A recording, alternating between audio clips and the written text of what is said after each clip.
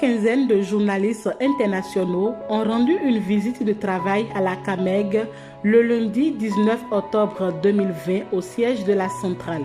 Objectif, en savoir davantage sur la contribution de la CAMEG à la mise en œuvre de la mesure de gratuité au Burkina Faso. Conduit par le service d'information du gouvernement, les professionnels des médias du Mali, du Niger, du Togo, du Bénin, du Ghana, du Sénégal, de la Côte d'Ivoire ont rencontré les responsables de la CAMEG sous forme de points de presse animés principalement par la directrice générale de la CAMEG. La première mission de la CAMEG, c'est acquérir des médicaments essentiels génériques. De qualité, bien évidemment. Et on assurait la disponibilité sur l'ensemble du territoire burkinabé. Pour une gratuité réussie, il fallait beaucoup de planification, un peu d'innovation, un peu de stratégie, de l'accessibilité des produits, mais aussi et surtout de la disponibilité de ces produits-là sur toute l'étendue du territoire. Et ici à la CAMEG, nous nous sommes engagés à réussir ce pari et ce challenge avec toute l'équipe ici que vous voyez réunie. On a pour rôle de contribuer à l'opérationnalisation de la pharmacie hospitalière et à mettre en place un système d'assurance qualité qui nous permet d'être sûrs de la qualité du médicament que l'on trouve sur le sol burkinabé. Pour pouvoir accomplir ces objectifs, nous nous sommes dotés d'une vision pour savoir où l'on va et de valeurs fortes qui vont sous-tendre toute cette activité-là.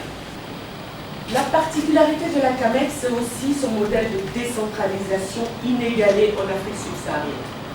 La CAMEG, comme vous pouvez le voir, possède 11 agences régionales qui vont mailler l'ensemble du territoire burkinabé.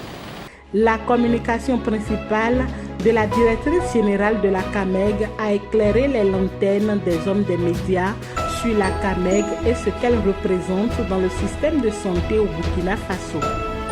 L'historique, les missions, les réformes organisationnelles, la décentralisation, les innovations, les partenaires, le financement, les défis et perspectives sont entre autres points qui ont fait l'objet d'échanges avec les hommes des médias. Le but n'est pas de faire du profit. Comme notre nom l'indique, on est une association sans but lucratif. Le but, c'est vraiment de pouvoir avoir assez de moyens pour fonctionner et permettre à la structure de se renouveler et d'être performante.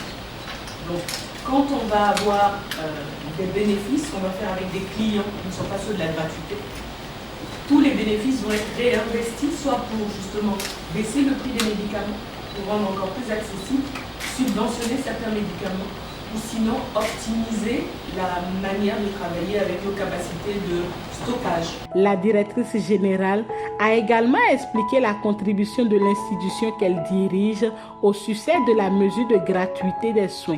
Il n'est pas fournisseur à la CAMEG qui veut. Il faut remplir au préalable des conditions que nous vérifions rigoureusement. Nous faisons vérifier par des experts qui ont la capacité de faire une analyse documentaire précise et de déterminer qui a la capacité technique de produire les médicaments de qualité que nous souhaitons.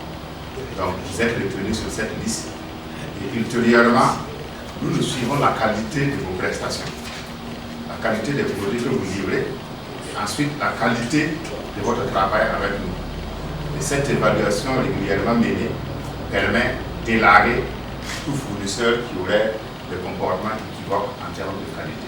La séance de travail a pris fin avec la visite guidée des magasins. Plusieurs journalistes ont été émerveillés des performances de la CAMEG et de son mode actuel de fonctionnement. Ils ont témoigné de leur satisfaction de l'organisation du point de presse et avoué avoir eu droit à une communication de belle facture.